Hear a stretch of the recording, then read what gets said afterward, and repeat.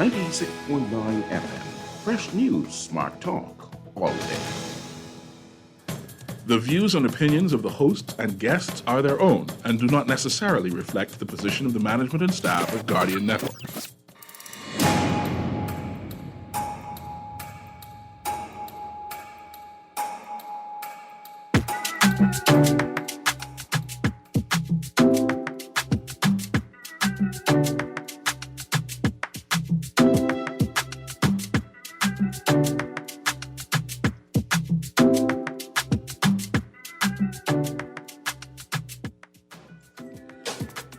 Good morning, Bahamas. In fact, good yawning this morning. What a beautiful morning to wake up to the earth drenched with rain. I know the mango trees love it. Blossoms are springing out everywhere. I know the ganep trees love it. The scarlet plum trees love it. They're getting the water they need to push out that fruit. What a beautiful morning. Today is Friday, March the 5th, 2021, and you're on the clock with Erin Greene.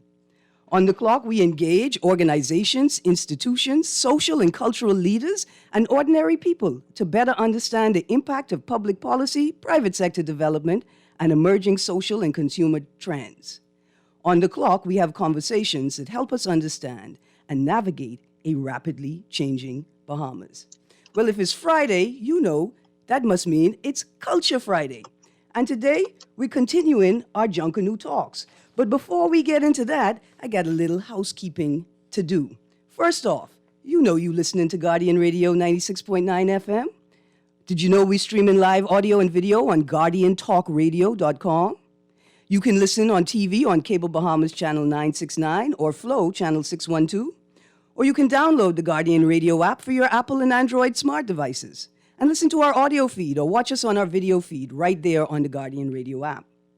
You can text us on 422-GR96, that's 422-4796, or you can call us on 323-6232, that's 323-6232, 325-4316, and 326-4259. We're going to have a lively show, but let's get to the housekeeping. You know, I don't really like housekeeping, but at least I have to do it. So, first off, I want to send a special happy birthday to my brother-in-law in Atlanta, Georgia. Happy birthday, taking care of some Bahamians I know, my sister and her family. I just want to say happy birthday to him. Usually, they come to the Bahamas around this time to catch some of this warm weather, right? As the states is just defrosting, but they can't come. They haven't been able to come in a long time because of this COVID thing. So happy birthday. I want to remind us, we're in Women's Month, and Monday is International Women's Day. I want to remind you that Equality Bahamas is having a virtual expo on Saturday, the 6th of March, 2021. The event is called Planet Pleasure, where we explore all of the activities that maybe used to bring us pleasure, possibly could bring us pleasure, things like yoga and art. I know the NAGB, National Art Gallery of the Bahamas, is participating. There's yoga, there's art, there's poetry, there's theater, there's performance, dance. There's a whole bunch of activities, and there's even gardening, and you can register for this online forum at tiny.cc/IWD pleasure. I think it's going to be a really good time. On a more somber note, I want to acknowledge the passing of a great Caribbean figure. His name is Mr. Colin Robinson. He was an advocate, a social justice warrior, an intellectual, a writer, a poet, a journalist, a community worker, a brother, and a friend. He was a giant of a man in the LGBT community and the advocacy community, and we mourn his passing greatly. He passed away yesterday on Thursday, the 4th of March, 2021. So I'd like to open the show with an interfaith prayer. May God's grace pour over you. May the ancestors guide and protect you. And may the light of the universe that shines in all of us support and comfort you. And I send condolences to my friends and colleagues throughout the region from the tip of the Bahamas to the tip in the south, Guyana. Thank you. And so, now to the show. It's Culture Friday. We talk about all kinds of culture on Friday. We talk about political culture, we talk about agriculture, and we talk about culture. And what I want to ask is, what is the role of a cultural stakeholder? And I look in today's paper, and I see the headline at the bottom of today's Guardian. Wells says, no provision made for PM's question time. I'm going to read briefly from the article. Chairman of the House Rules Committee, Renwood Wells, said yesterday there is, quote, no such provision made, close quote, for the introduction of a question time for the Prime Minister in the House of Assembly. Wells also defended the government's record on answering questions in the House, claiming that cabinet ministers, quote, answer questions every debate. On Wednesday, House Speaker Halston Moultrie said that he was minded to introduce a Prime Minister's question time where the Prime Minister will be obligated to answer questions put to him by any member of Parliament. The Speaker said, and this is important, he said, this is the way democracy unfolds in, quote, mature democracies, close quote. However, Wells, who also serves as the leader of government business in the House, said that the Constitution is very clear that members of Parliament set the rules in the House of Assembly. There's a Rules Committee of which I am chair, and my simple comment is the rules of the House are set by the members. He goes on, there is no such provision made. So, remember yesterday my guest, Keisha Ellis, gave me 5 copies of her production, The People's Constitution, a layman's interpretation of the Constitution of the Bahamas, to give away on the show. And so today I wanted to give away a book, but I am going to wait until Monday, and I'll tell you why. Because I want the question to be centered around the questions raised in today's article and the issue raised by the Speaker of the House as to whether the Speaker can create a session for the Prime Minister to answer questions. And so this morning when I saw the paper, I was trying to do my research to find the exact provisions that speak to this conundrum. And I found some things, but because I am not a lawyer and I am not legally trained, I certainly don't have any degrees, I want to take the weekend to confer with a lawyer to ensure that my question is correct and thus my answer is correct. So if you want to participate in Monday's book giveaway, make sure you grab a copy of today's Guardian and you take a read of the story entitled Wells, No Provision Made for PM's Question Time. See that this is a very important discussion, right? Because surely the Prime Minister, right, the head of the executive, should be obligated to respond to the people through the mechanism of their representatives in the House. Like that just seemed like a basic principle of a democracy. And as Moultrie says in the article, like this is how mature democracies around the world are unfolding or developing their law. And so it's paramount that we get an answer to this question. Furthermore, I'd like to know why it seems like a government that campaigned and promised governance in transparency, honesty, and accountability seems to be putting up such a fight to answer these questions. And why is that relevant to this show? Well, because politicians are stakeholders of the political culture, right? And when you're a stakeholder of a culture, if you're a stakeholder of a culture, then your participation is secondary to preserving the culture. You see this thing, the Senate?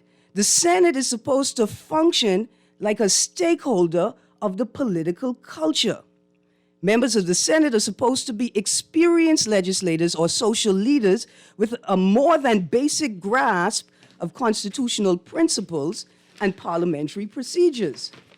So when the leader or the person, the chairman of the body responsible for the House rules gets up and says things like, however, you'll read in the article, it was not clear what questions Wells or the prime ministers answered during their contributions to debates. He says, look, I will get back to you on that matter. And there's another statement he made in this article that made me feel like he didn't necessarily take this job as stakeholder of the political culture seriously.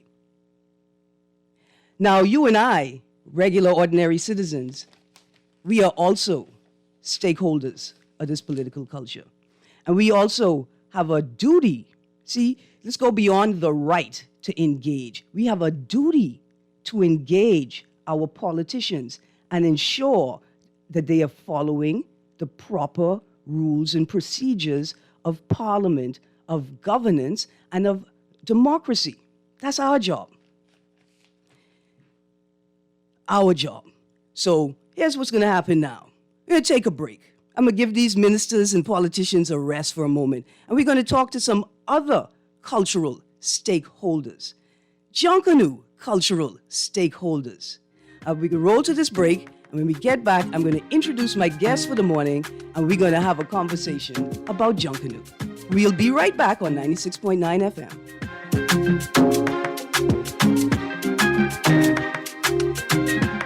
When you get your child immunized, you are protecting him or her from diseases and also creating a safer community. It took many years for the Bahamas to get rid of infections such as polio, mumps, and measles. Keeping up with your child's immunization schedule so that they are fully protected can keep these diseases from coming back. The COVID-19 pandemic should not stop your child from getting immunized. Even if your child missed an appointment, they should continue with follow-up visits to catch up with their immunizations. Contact your nearest clinic or healthcare provider for more information or to make an appointment. Remember, immunizations are free at all government healthcare facilities. Prevent disease. Immunize, please. This message has been brought to you by the Ministry of Health.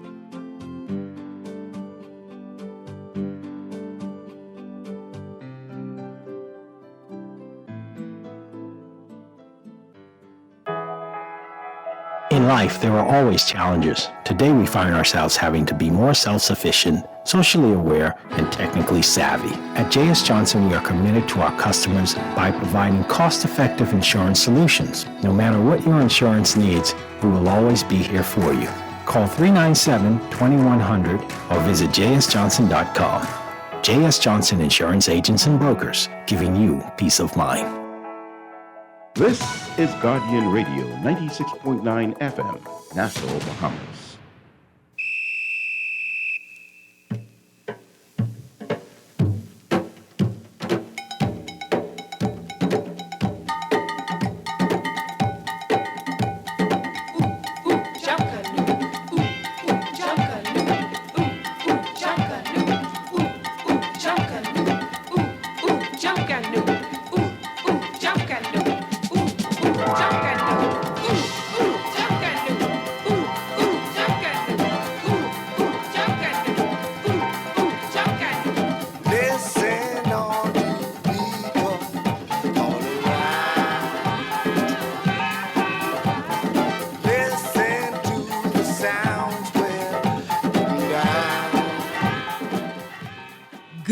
Good morning. Welcome back to On the Clock with Erin Greene. Now, y'all forgive me. I had to beg Kermit to shut that music off. My foot wouldn't stop dancing. Listen, it's Culture Friday. I love it. I need it. I'm a performer. I work with an improv sketch comedy troupe. I am the best and only full-body sign language interpreter in the country. I am proficient in Bahamian Sign Language, ASL, French Sign Language, Brazilian Sign Language. I am even proficient in Pidgin Sign Language and Big Belly Dancing. Now, you see, we haven't performed on stage since 2019. We can't even meet up to crack jokes. And all the artists in the country are waiting and working on their respective crafts in anticipation of the time that we can get back to our thing. And the audiences too. We miss the concerts and the art shows and the plays and Junkanoo in its various forms. But a year into the state of emergency, we can see that artists are evolving and finding new ways to share their art and hearts with the world, using technology, social media apps, and digital pay systems to connect to their audiences. And so the question I have for my audience, as well as my guests today, are, can Junkanoo evolve in the same way that other art forms have? Who does Junkanoo belong to? Who are the stakeholders? Is it the people, the Junkanoo community, the government and the Ministry of Tourism? And how can these groups work together to preserve, sustain, and grow Junkanoo? And the most important question that everybody wants to have answered today. Did they really rob us? That's what we want to know. So my guests today are Kishlane Smith from the Bahamas National Junkanoo Committee and Dion Miller from the JCNP. And Dion Miller is the chairman of the JCNP. My guests are joining me by Zoom today, so bear with us as we work out the slight lag and delay in the technology. Good morning, Kishlane and Dion. How are you? Good morning. Good morning. Well, thanks. How are you? I'm good, thank you. So the first question I have, well, let's start here. Let's pretend like most of the people don't know anything about Junkanoo, right? And I know the people who tune in are Junkanoo fans, but I want to ask some questions that people may, people who are not in the Junkanoo world may not necessarily know. So the first question is, what is your committee or corporation responsible for, and what is your role as a cultural stakeholder? We start with, go on, Kishlane. Oh, okay. Good morning. Good morning, Bahamas. Firstly, before I begin, I'd like to wish your brother a happy birthday. March is a very wonderful month. It's also my birth month. And so happy birthday to my fellow Piscean. Yes, happy birthday. Indeed. My name is Kishlane Smith. I am the first female co-chair of the National Junkanoo Committee. And the National Junkanoo Committee is an advisory body to the Minister and the Ministry of Youth, Sports and Culture. Our responsibilities are for Junkanoo throughout the Commonwealth of the Bahamas, with the exception of the judging and ticketing of the senior parades on New Providence. We're also responsible for the National Junkanoo Legends Circle, where persons and individuals whom have contributed to Junkanoo for many decades are highlighted and awarded the national jacket via a prestigious ceremony conducted in the auspices of the Governor General. Wow, that is awesome. We're also responsible for the Junior Junkanoo Parade. Seoul Petroleum has been the sole sponsor of Junior Junkanoo from its inception, and we are solely responsible for the Junior Junkanoo Parade, and we'd like to thank Seoul Petroleum for their continued patronage. It's an auspicious, what we call in Junkanoo is auspicious, meaning spacious, the spacing of individuals in schools, and finally, we are responsible for the actual marketing of Junkanoo throughout the Bahamas. So the National Junkanoo Committee, in its partnership with Dion Miller, who is the chairperson of the Junkanoo Corporation New Providence Limited, you asked the question earlier about where do we see ourselves and what contributions we're making. Well, yes. I am the co-chair. Dr. Dwight Marshall is also my co-chair. In fact, he was trying to call in to get the Zoom information, so I'm going to share it with him because he may be able to dial in. But yes, we've developed a wonderful relationship with Dion Miller, the chair of the Junkanoo Corporation, and we've teamed and partnered to create an atmosphere of unity.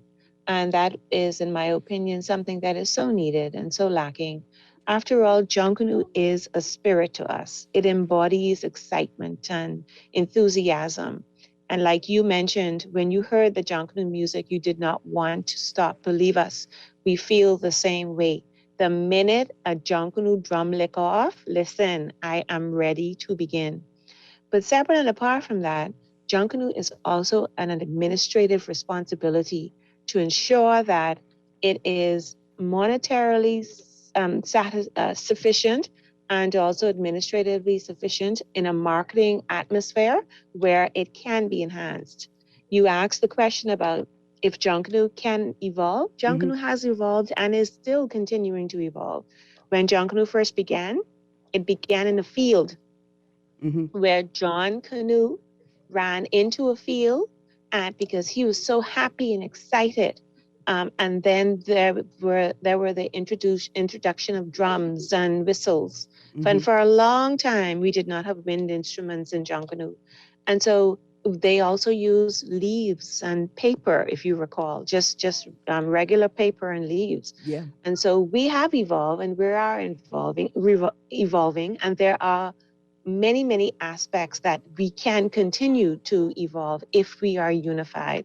And I'm happy to say that with the partnership of Dion, Dwight, and myself, we see a vision, and that vision is to enhance and better the actual aspect of Junkanoo, and in ways where we can become self-sufficient, so we don't be solely reliant on government, but we can find ways where we can generate our own revenue by our own efforts, because after all, we are the producers of the parades. We are the talented ones, and we know with the right guidance that this is something that we can do. Absolutely. Thank you so much. And please share the link with Dr. Marshall. It would be great for him to join the conversation. Sure. All right. I will do that as Dion is speaking. Absolutely. Sure. Good morning, Dion. How are you? Good morning. I'm doing well. How's everybody at the corporation? Everybody's doing well. Good. A little stressed out, little antsy, but all in all, we're doing well. Absolutely. We're ready to get back to doing what we love to do. All right.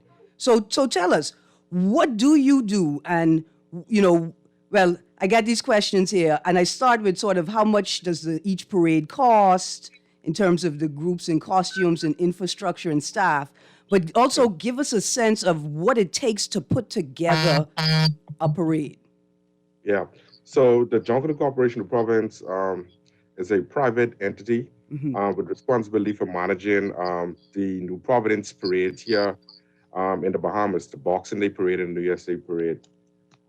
What the average citizen or person don't realize is that the actual planning and execution of the Junkanoo season begins as early as April. That one is a valley. Excuse me. Kishlane, so, can you mute your mic for a moment? Sorry, I'm sorry. No problem. Sorry. And so in the next few weeks, we actually begin our Junkanoo year and begin that process. In terms of financing, much to the surprise of a lot of citizens as well, Junkanoo is a very, very expensive venture. We think a recent study at COB was conducted a few years ago, and it pegged the economic impact that Junkanoo has on the country, and particularly the island of New Providence, at around $20 to $25 million a year. And so Junkanoo is a very expensive adventure. Yeah. There's a lot of hard work, dedication, man hours, work that goes into these parades. These parades just not happen on a Boxing Day, on a New Year's Day morning. There are many weeks and nights and days and hours away from our families, our loved ones, to execute and to do this with little or no reward. So Junkanoo, as Kishlane said, is correct, is a spirit. It's embedded in our culture, and it's just a part of our fabric of being as Bahamians. Absolutely. And how many people roughly are involved in putting on the Boxing Day and New Year's parades? Roughly how many people, from staff to groups?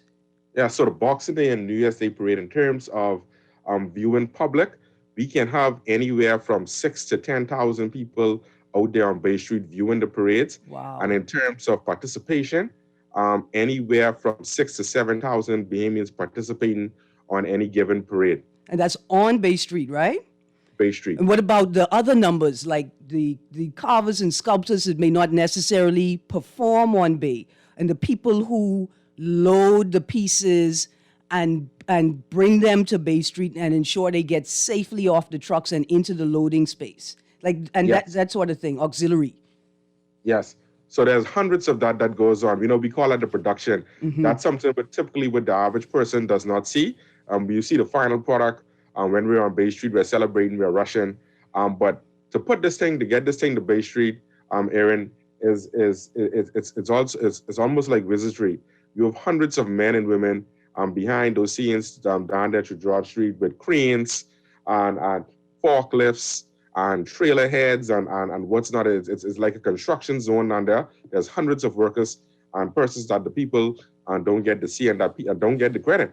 Right. We only see the participants participating on Bay Street, but every participant has someone that constructs that costume, that paces that costume, decorates, design. It's multifaceted. There's hundreds of persons. So Junkanoo, it is an industry and needs to further develop into an industry. Absolutely. And if I may, go on, please. And if I may, and that's just on New Providence, but what Dwight and I, Dr. Marshall and I have really we can attest to is that Junkanoo is vibrant throughout the Bahamas. And again, the National Junkanoo Committee, we are responsible for Junkanoo throughout the Bahamas. But we had the opportunity to visit most of the inhabited islands in the Bahamas and to actually partake in their parades. And let me tell you, there is a serious appetite for an Olympics of Junkanoo, where members of all islands come together under one umbrella to really decide and determine who are the best. And because when we were on Grand Bahama, oh my goodness, those Grand Bahamian groups, oh my goodness, they will certainly give our New Providence groups a real run. Also on Eleuthera. And if you've visited any of these islands, you will understand there are true dynamics that are involved with producing these parades. Because whereas on New Providence is only 7 by 21 in terms of its geometrics. Mm-hmm. But on Eleuthera, for instance, Eleuthera is 110 miles. So it takes literally 2.5 hours to get from somewhere like the Bluff to, say, Rock Sound. Wow, yeah.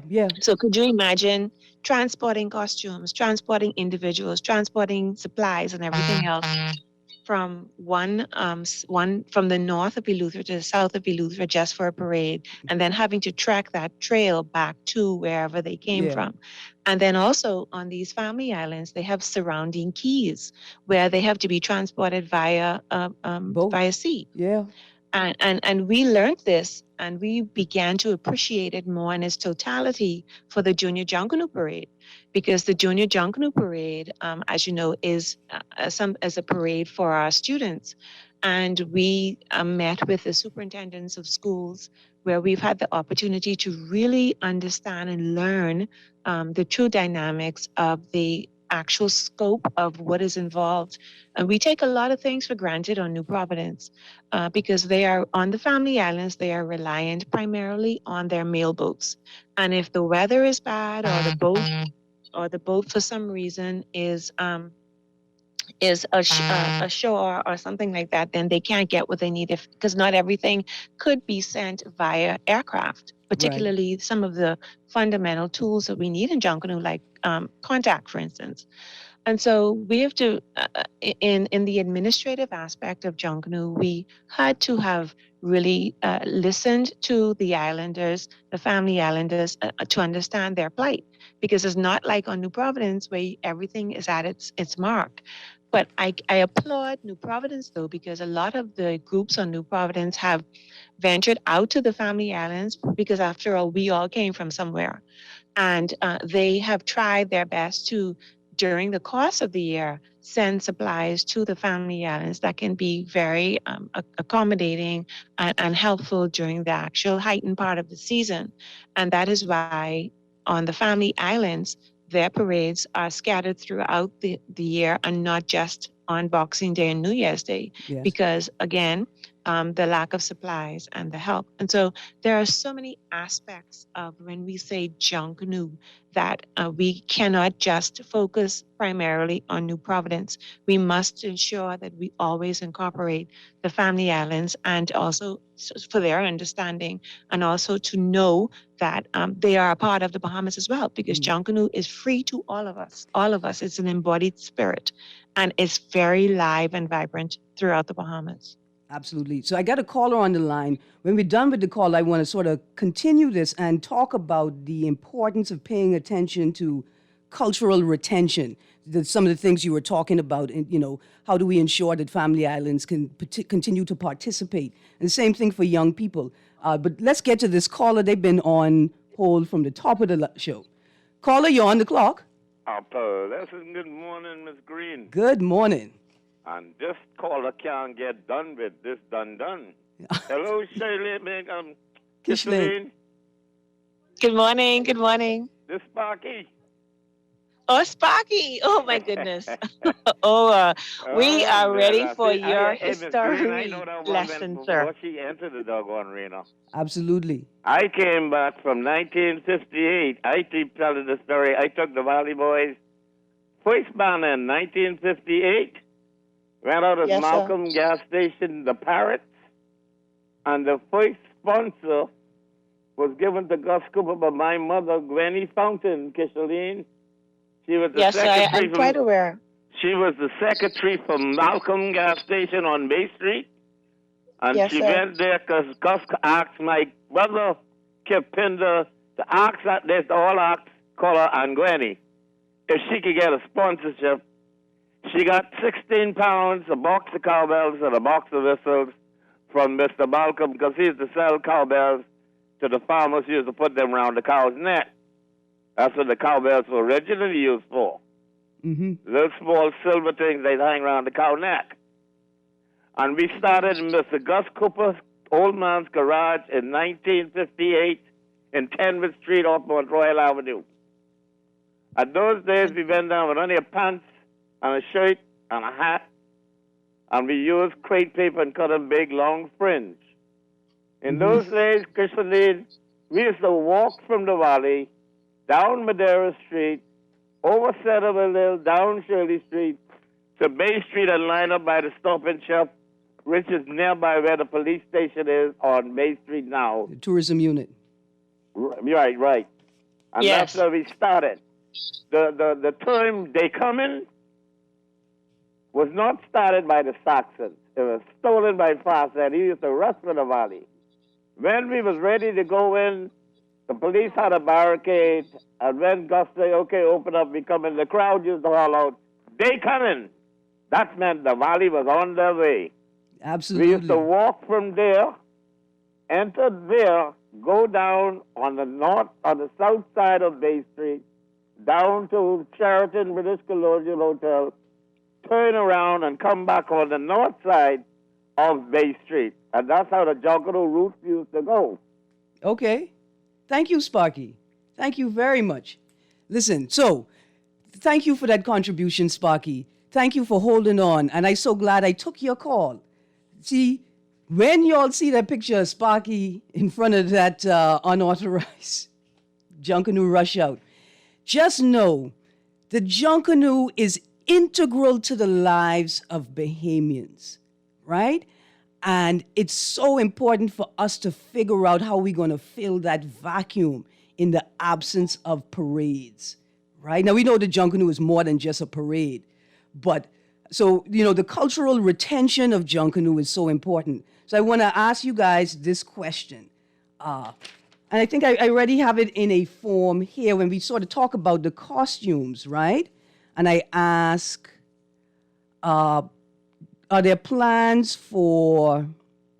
Everyone mourns the loss of Junkanoo pieces after the parades, except the people, of course, that score unique art pieces.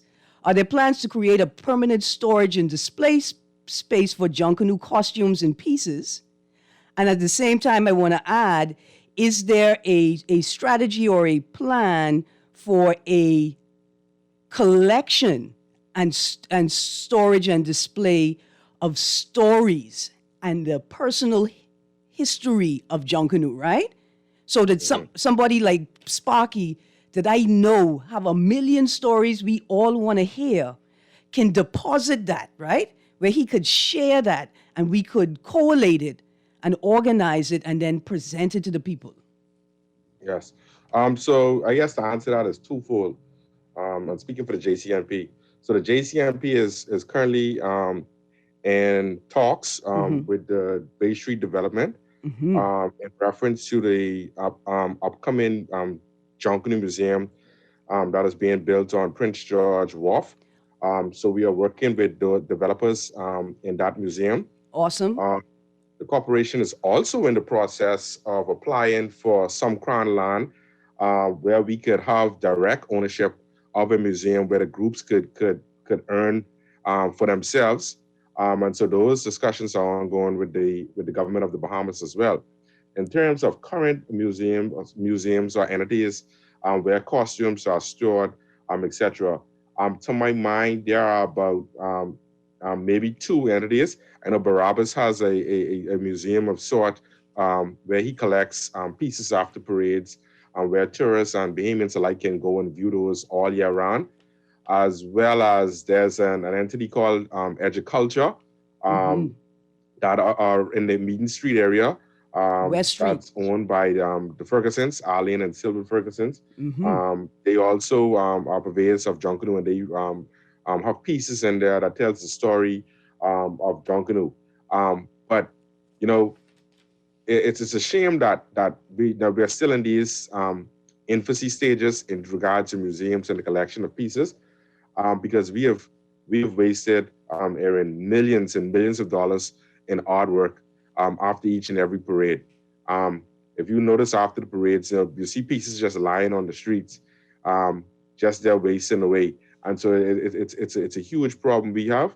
It's something that we need to work collectively to resolve and to appreciate and to preserve our culture.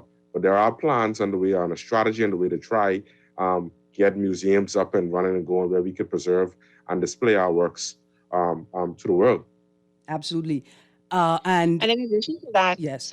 In addition to that, when Dwight and I, we, in our travels throughout the Bahamas, one thing that echoed by the Family Islanders when they spoke about having, because the scope on their islands are much smaller in scale than it is on New Providence, but they wanted to ensure that there can be some safeguard, like maybe they talked about a plexiglass or something like that in all of the government offices and in the entryways onto the island, either in the airport or because some of the islands you can only get to by boat and there's a docking area like a dock master's office or something of that sort. So to add to Dion's point, from a museum standpoint, a lot of the Family Islands, though, they do have small miniature museums where after they have had their parades, they do retain small pieces like their hats or a skirt or something of that sort. But it is something that should be explored. And again, it requires an all-inclusive, unified front where we can come to a decision and have some funding and marketing behind it so that it can really be maximized to its greatest potential. Absolutely. And so then I want to ask as well, are there plans in the work, or are we working towards creating a digital archive and virtual tour, right, of the history of Junkanoo through its pieces? Well, I don't know how versed you are, but in our Junkanoo social media platforms, many of the builders, they do digitize their actual formation of costumes, and then they release a digitized version of it after the parade is over. I know I've seen several of them on our social media platforms, but to say that there is one forum where it is something that is a mandatory stance, that I don't know, Dion can speak to that from the JCNP standpoint, if it's in place. But that is a good idea. And if nothing else, COVID has shown us, though, that there is an ability to function electronically, digitally, in the absence of actually visiting and personally in space, in-person functions.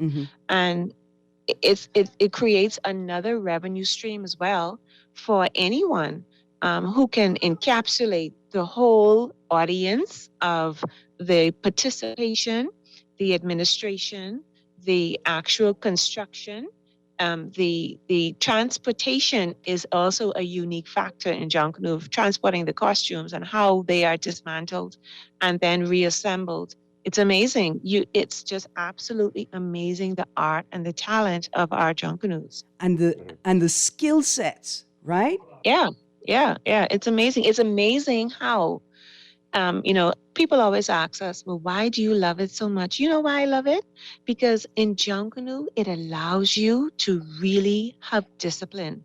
Because if you cannot formulate a thought and then adorn that thought onto a piece of paper and then extract from that paper exactly what it is that you're trying to portray, then you wouldn't understand the true aspect of the love of the spirit of Junkanoo. Because you can say that you want a hat, but the actual aspects and characteristics of that hat that you say that you want is what would be on that paper.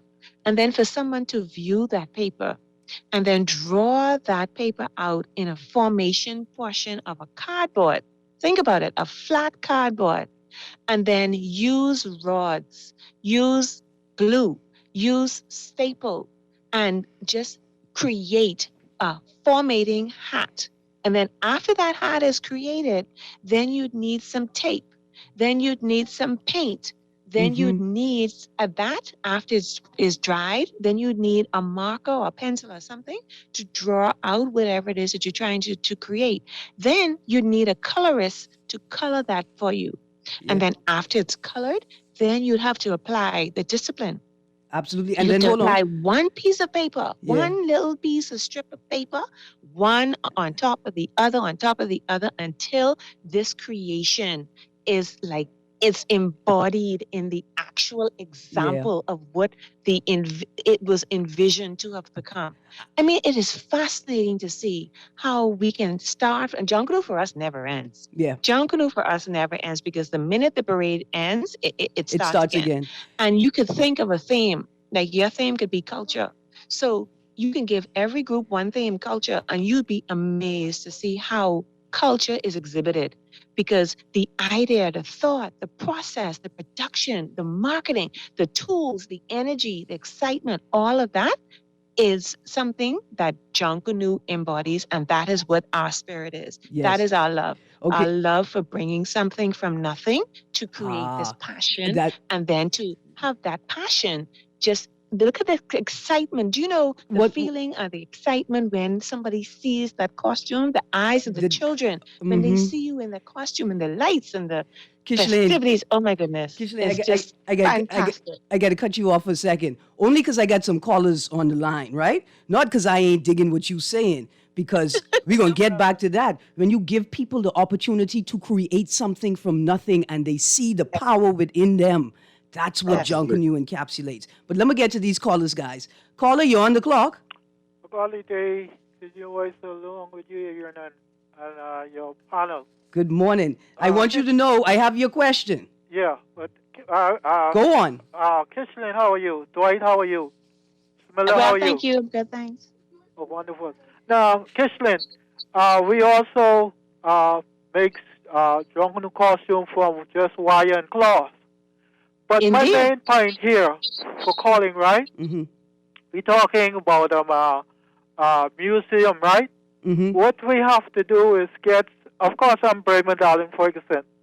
We have to get some people into Junkanoo who only does micro pieces, whereby you could get a building of about 50 by 100, right? And you could put those micro pieces on shelves in this place, right? What could last? Those pieces could last in those places, in those small block places for years. You see, but the big pieces in which we make today, we can't store them like that. There won't be enough places to store them. You see what I'm saying? For the amount of groups in which we have. So micro pieces would be fine. Say like 8 by 10, 5 by 3, and stuff like that. You see what I'm saying? Yeah. You just put them on the shelf, and they'll be there for years for people to view. You see what I'm saying? Thank you, Bremen. Thank you very much. I got another caller on the line. Caller, you're on the clock.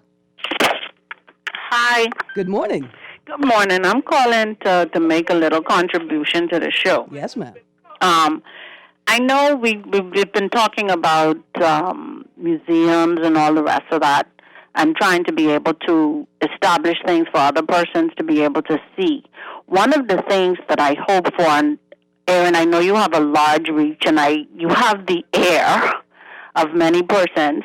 We would benefit greatly as a cultural community and as a country if our visual artists, videographers, photographers are able to tap into a grant awarding type system that will allow them to freely document this process as we move forward as Junkanoo, because as Junkanoo, we concentrate on getting our product to Bay Street, getting our costumes there. And for us to try to document that and get our costumes, we don't capture everything. We try to capture as much as we can, but imagine if each of the groups were able to outsource that activity to an individual videographer. Yeah. The community benefits, that artist benefits, the world benefits, because they're able to now see inside the production of the greatest show on earth. So that's just my little 5 cents on that. Thank you. Thank you very much. Good idea. Dion? That's an excellent idea. Yeah. Something that's needed. And, I know we're running out of time, but I had a couple of questions here that asked us to explore ideas in which we can support economically and financially Junkanoo, the cultural the cultural space, and Junkanoo, the performance, right? And I wanted to talk about I want to talk about cultural retention and what happens, what's the risk of loss if we don't have a series of parades in the 2021-22 season.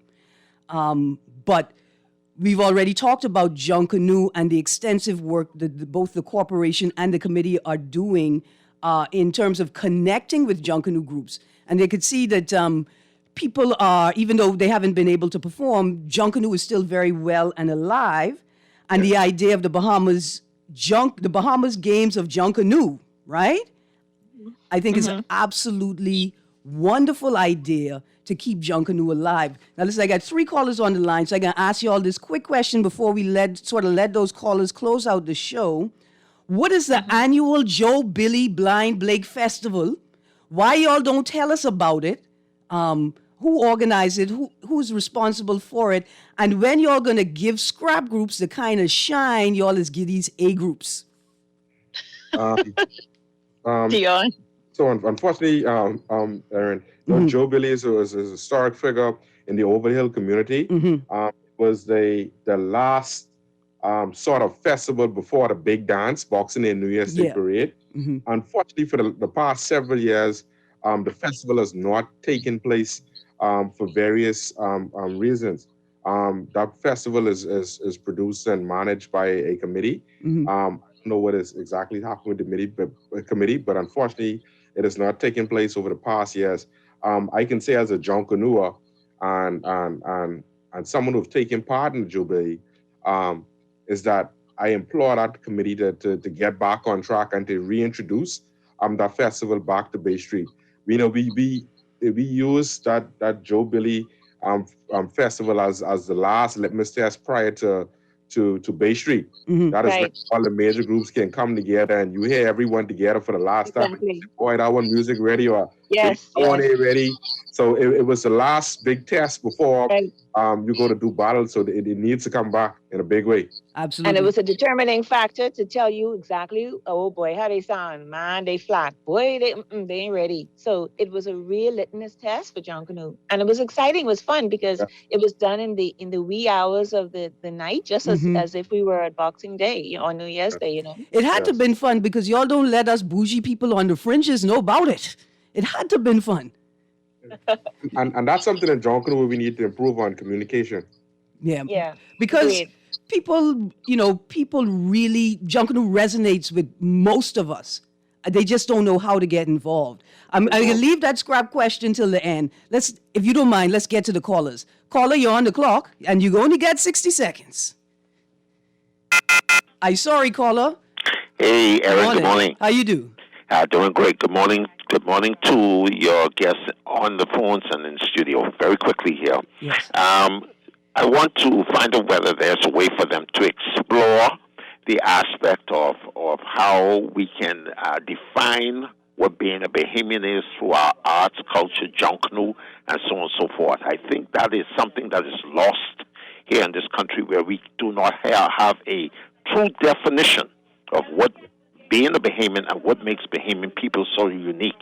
Perhaps if we can get the creative arts to put something together and try to encapsulate what is a Bahamian in this town through our arts, I think we may be able to have the world to appreciate us a lot more or a lot better than where we are today. Thank you for taking my call, Erin. Absolutely. Thank you very much. Well, Erin, Dion, Dwight, and I were a part of a small committee of individuals, Junkanoos and professionals, where we were invited by the Secretary General of UNESCO. Dion, I'm going to share it, okay? Yeah. Okay. Where we were invited by the Secretary General of UNESCO and also His Excellency Desmond Edwards, who is the UNESCO ambassador to the Bahamas, to become a part of an inscription committee where we inscribe to UNESCO to safeguard Junkanoo.